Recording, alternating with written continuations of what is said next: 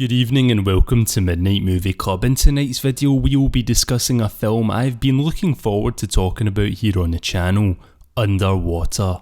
Now the first trailer for this film dropped a little while back, but due to other commitments I didn't have time to break it down here on the channel. In short though, my thoughts were that it looked pretty good. Set design looked nice, it had that claustrophobic alien feel, except this time it was underwater, and I actually thought it looked like it could easily have been another Cloverfield film. It had that type of feel to it. Only thing I was skeptical about was some of the CGI, but maybe that's been touched up a bit since then. Anyway, today we have a TV spot and it's only 15 seconds long, but I thought it was pretty cool and it gives us our first good look at the creatures that have come from beneath the seabed. So let's get into it. We hear Kristen Stewart's character Nora telling us when you are underwater for months at a time, things will happen that make you feel powerless.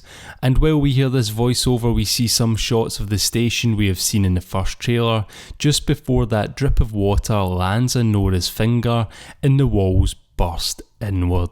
I thought it was pretty cool that once the rig started to collapse in on itself, so too did the aspect ratio. It closed over the visuals and brought across that claustrophobic atmosphere that the movie will definitely be trying to capture. Hopefully it does. And just to reiterate what I said before, in these shots that we have seen in another trailer, everything is just looking great, the set and costume design along with the lighting. Let's just hope that the story is decent and the monsters give us some good scares.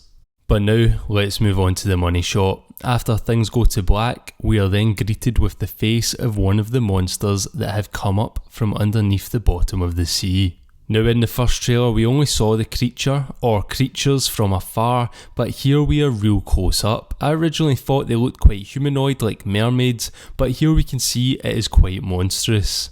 To me I thought it looked slightly similar to the Kraken from Wrath of the Titans, and it also has a little resemblance of Nemesis from Resident Evil for those of you who are familiar. It also looks like it has weird appendages coming from the bottom of its jaw, almost like little arms or something dangling from its neck. When we see its face with less light in the dark, it looks super menacing. I think that they maybe should have kept it at that for this TV spot and not shown too much, but I suppose they do want to get arses in seats. Also, in the darker lighting, you can make out those arm-like things in its jaw that I mentioned. Anyway, as it rears up and opens its mouth up even more, we see a few tongues coming out. They kind of look like tentacles of some sort, and the neck kind of goes translucent. All in all, I thought it was a pretty cool monster design. I can't see it in action wreaking havoc. Hopefully it wreaks some good havoc, and the PG-13 won't hold it back from being pretty scary. So I am looking forward to this one, even though I am skeptical of January horrors that are PG-13, but I'm going to just hope that this is a good way to kick off horror in 2020.